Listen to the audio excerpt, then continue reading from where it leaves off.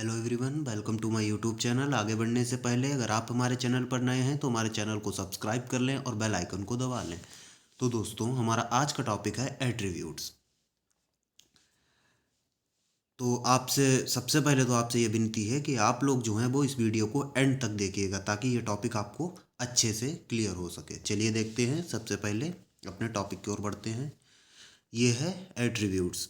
ये एमकॉम के जो स्टैटिक सब्जेक्ट है उसके अंदर का एक टॉपिक है। तो ये होता क्या है, देखिए दोस्तों, अब तक हम बीकॉम तक क्या पढ़ते आए हैं, static data depends on numerical value, कि जो स्टैटिकल डाटा है वो न्यूमेरिकल वैल्यूज़ के ऊपर आधारित होता था। हम न्यूमेरिकल वैल्यूज़ को फाइंड करते थे, कैलकुलेट करते थे।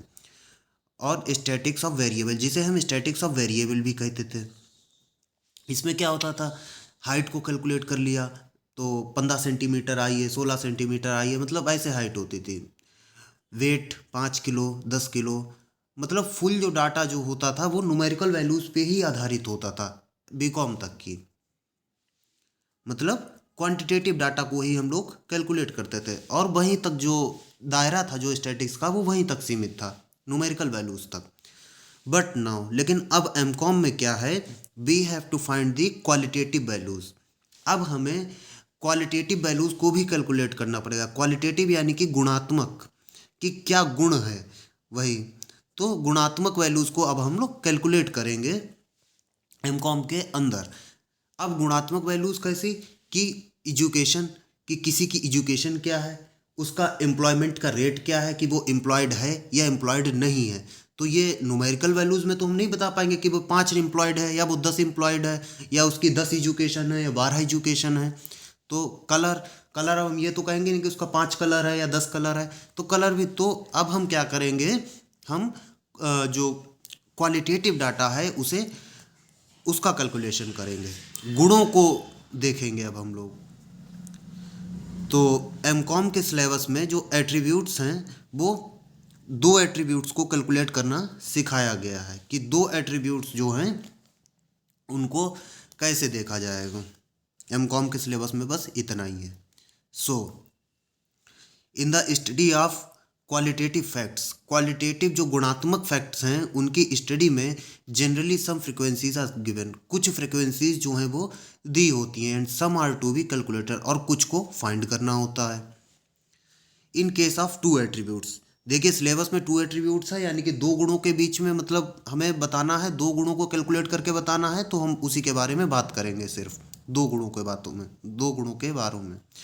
जैसे कि एजुकेशन या एम्प्लॉयमेंट हो गया, तो ये दो गुण हो गए, इन दोनों के बीच में एम्प्लॉयमेंट या कलर हो गया, तो इन दो गुणों के बारे में ही बात करेंगे।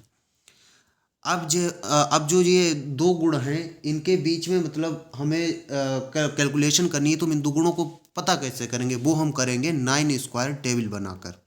प्रूफ्स वेरी कन्वीनियंट, कि इन एट्रीब्यूट्स को, दो एट्रीब्यूट्स को पता करने के लिए जो 9 स्क्वायर टेबल है वो बहुत ही ज़्यादा कन्वीनियंट होती है for the calculation of class frequencies. अब ये दो क्लास फ्रिक्वेंसीज जो हैं या दो जो एट्रीब्यूट्स हैं, इनको कैलकुलेट करने में जो 9 स्क्वायर टेबल है वो बहुत ही ज़्यादा मददगार होती है। तो before making 9 square table we have to know, 9 square table जो है उससे हम दो गुणों का जो कैलकुलेशन है वो हम आसानी से कर सकते हैं, लेकिन उससे पहले हमें कुछ बातों को जानना पड़ेगा। देखिए, दो संबंधों के बारे में बात करेंगे, इसमें हम दो गुणों के बारे में बात करेंगे। तो सबसे पहले ये देखिए, positive attributes are denoted by capital letters. अब जो पॉजिटिव रिलेशन है, दो गुण हैं उनका जो पॉजिटिव रिलेशन है वो कैपिटल लेटर्स से डिनोट किया जाएगा।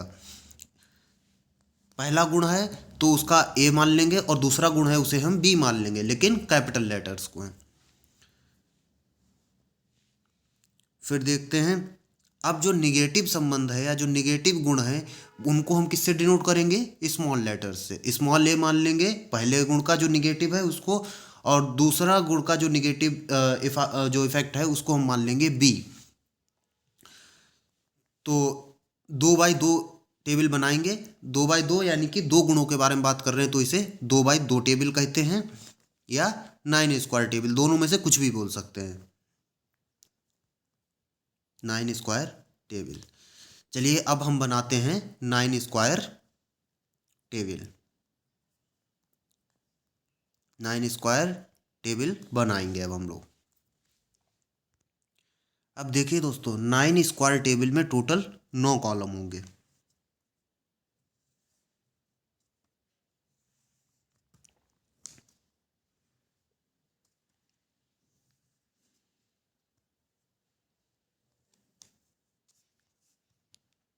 नौ बॉक्सेस बनेंगे इसके अंदर, 9 स्क्वायर टेबल के अंदर। 9 ये स्क्वायर टेबल या 2 बाई 2 टेबल, क्योंकि 2 एट्रीब्यूट्स की बात कर रहे हैं हम लोग, इसीलिए 2 बाई 2 टेबल। ये है 9 कॉलम्स हो गए। अब देखिए,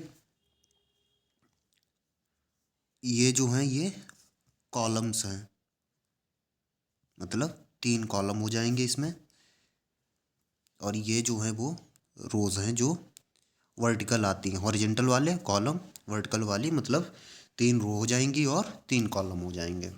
अब देखिए, तो हमने क्या कहा था कि पॉजिटिव एट्रीब्यूट्स, यानी कि दो गुणों के बारे में बात कर रहे हैं, ए और बी। ये जो हैं ये पॉजिटिव हो जाएंगे, और निगेटिव वालों के लिए हम लोग क्या रह रहे थे, ए और बी। अब 9 स्क्वायर टेबल जो है वो हम लोग फॉर्म करेंगे।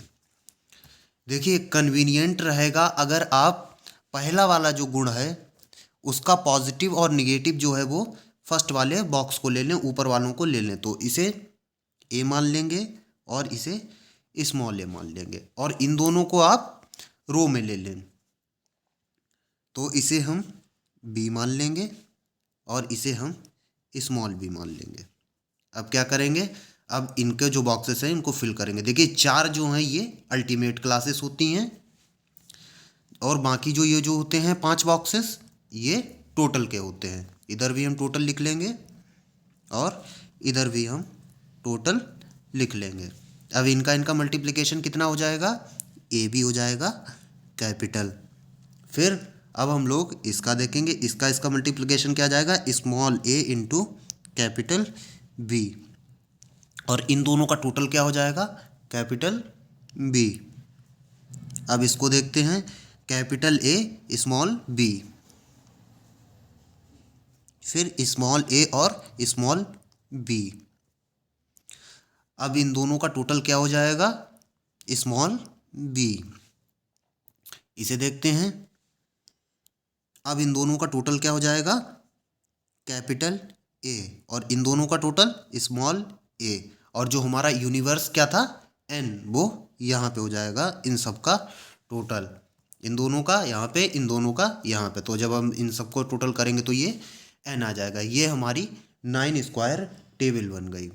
इससे हम दो गुणों के बीच का जो मतलब संबंध क्या बोल सकते हैं, या हम दो गुणों को कैलकुलेट कर सकते हैं कि उनमें पॉजिटिव या निगेटिव क्या जो है वो रिलेशन है, वो हम इससे कैलकुलेट कर सकते हैं इस 9 स्क्वायर टेबल की मदद से। अब हम इसको समझेंगे एक एग्जाम्पल से। देखिए दोस्तों, अब ये हमारा एक क्वेश्चन है, हम इसकी मदद से समझेंगे, 9 स्क्वायर टेबल वैल्यू बनाएंगे और जो यूनिवर्स है उसे हम फाइंड करेंगे। देखिए, सबसे पहले हम देख लेते हैं कि इसमें कितने गुण हैं। इसमें 2 गुण हैं, पहला इंटेलिजेंट फादर्स और दूसरे को हम मान लेंगे इंटेलिजेंट सन्स। 2 गुण हो गए, तो कैपिटल ए को हम मान लेंगे intelligent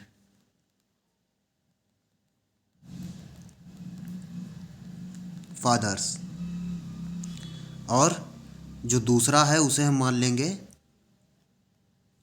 intelligent sons.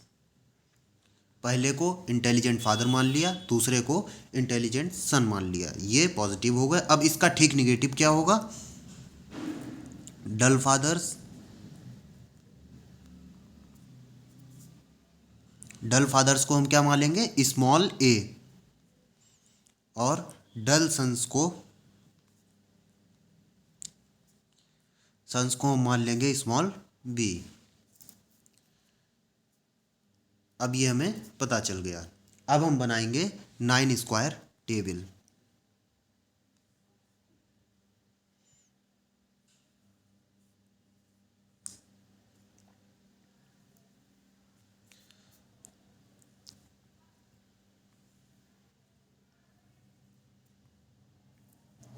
Nine square table बनाएंगे। देखिए वैल्यू रखेंगे सबसे पहले इंटेलिजेंट फादर्स, पहला एट्रीब्यूट, और फिर उसके बाद दूसरा एट्रीब्यूट, पहले का निगेटिव और दूसरे का निगेटिव। अब देखिए यहाँ पे ए बी और ए कैपिटल बी, फिर कैपिटल ए स्मॉल बी और स्मॉल ए और स्मॉल बी। यहाँ पे हो जाएगा बी, यहाँ पे बी, यहाँ पे ए, यहाँ पे ए और यहाँ पे एन। तो यहाँ पे क्या है, determine the unknown frequencies by arranging the following data in 9 square table. ये हमारा क्वेश्चन है। अब ये इतनी वैल्यूज़ दी गई हैं, 4 वैल्यूज़ दी गई हैं, तो अब हम इन 4 को रख के बाकी वैल्यूज़ को हमें फाइंड करना है इस 9 स्क्वायर टेबल के अंदर। अब सबसे पहले देखते हैं कि पहली वैल्यू कौन सी है, इंटेलिजेंट फादर्स। तो इंटेलिजेंट फादर्स के लिए हमने माना है capital A, and intelligent sons के लिए हमने क्या माना है, कैपिटल बी। तो कैपिटल ए और कैपिटल बी की वैल्यू ये दी हुई है, तो हम इसे 9 स्क्वायर टेबल में पुट कर देंगे। तो कितनी है, कैपिटल ए बी की वैल्यू है 248। ठीक है। अब देखते हैं डल फादर्स एंड इंटेलिजेंट सन्स। अब डल फादर्स के लिए क्या है, स्मॉल ए, डल फादर्स यानी कि small A, and intelligent sons, intelligent sons के लिए क्या है, कैपिटल बी। तो स्मॉल ए और कैपिटल बी की वैल्यू पुट कर देंगे, कितनी है 92। ठीक है। अब देखते हैं intelligent fathers and dull sons. Intelligent fathers के लिए हमारा कैपिटल ए और डल सन्स के लिए हमारा है स्मॉल बी। तो कैपिटल ए और स्मॉल बी की वैल्यू है 81। ठीक है। अब डल फादर्स के लिए क्या है, स्मॉल ए, और डल सन्स के लिए स्मॉल बी। तो स्मॉल ए बी की वैल्यू जो है वो 579 आ गई, 579 आ गई। अब हमें ये 4 वैल्यू पता चल गई हैं। अब हम इससे बाकी सब फाइंड कर लेंगे और अननोन फ्रीक्वेंसीज को निकाल लेंगे। अब इन दोनों का सम करेंगे, वो कैपिटल वी के इक्वल आ जाएगा। वो कितना हो जाएगा, 248 प्लस 92 जो है वो हो जाएगा 340। पहली वैल्यू निकल आई वी की। फिर अब हम स्मॉल वी की वैल्यू निकालेंगे, वो कैसे निकलेगी, 81 प्लस 579, ये कितना हो जाएगा 660। आई होप आपको क्लियर हो रहा होगा। अब देखिए, अब कैपिटल ए की वैल्यू फाइंड करेंगे, जो बनेगी 329, और स्मॉल ए की वैल्यू निकालेंगे, अब वो बनेगी जाके 671। तो टोटल कितना ये हो जाएगा, एन जो है वो 1000 हो जाएगा। तो इसमें क्या फाइंड करने के लिए कहा गया था, 9 स्क्वायर टेबल की मदद से अननोन फ्रीक्वेंसीज को। तो अननोन फ्रीक्वेंसीज को हमने फाइंड कर लिया है, या एन को हमने फाइंड कर लिया है। तो अब हम देख लेते हैं। अब ए जो है, ए हमारा कैसे निकला है, A B plus A B से, जो है 329। फिर हमारा स्मॉल ए कैसे निकला है, स्मॉल ए निकला है हमारा A B plus A B से, जो कि है 671।